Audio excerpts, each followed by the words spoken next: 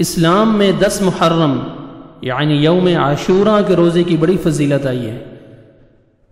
رمضان کے روزوں کے بعد یوم عاشوراء کے روزے کا مقام ہے۔ اس کی دلیل یہ حدیث ہے،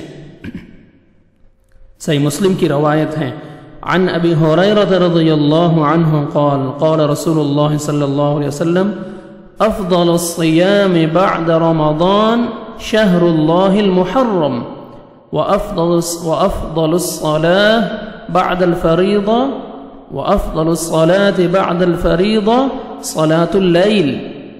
ابو ہریرہ رضی اللہ تعالیٰ عنہ سے روایت ہے، اللہ کے نبی صلی اللہ علیہ وسلم نے فرمایا رمضان کے روزے کے بعد سب سے افضل روزہ اللہ کے مہینے محرم کا روزہ ہے۔ وأفضل الصلاة بعد الفریضة صلاة الليل، اور فرض نمازوں کے بعد سب سے افضل نماز قیام اللیل ہے، رات کی نماز ہے۔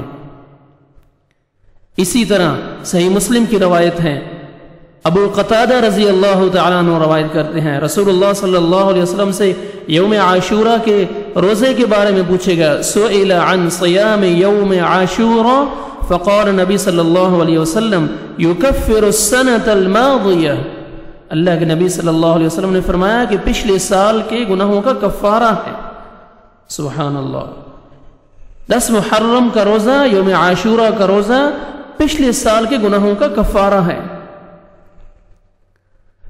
اسی طرح اللہ کے نبی صلی اللہ علیہ وسلم جب مدینہ منورہ تشریف لائے، آپ صلی اللہ علیہ وسلم نے یہودیوں کو عاشوراء کا روزہ رکھتے دیکھا۔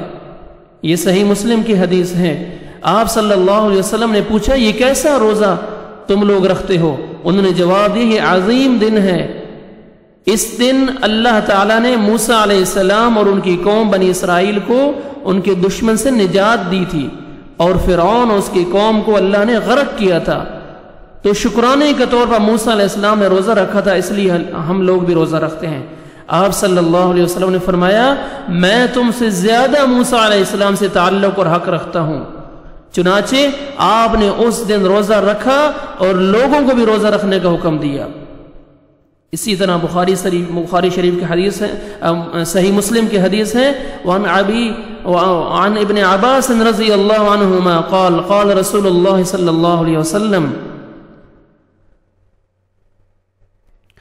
لئن بقیت الى قابل لأصومن التاسع۔ آپ صلی اللہ علیہ وسلم نے فرمایا اگر میں آئندہ سال زندہ رہا تو 9 محرم کا بھی روزہ رکھوں گا، 9 محرم کا بھی روزہ رکھوں گا۔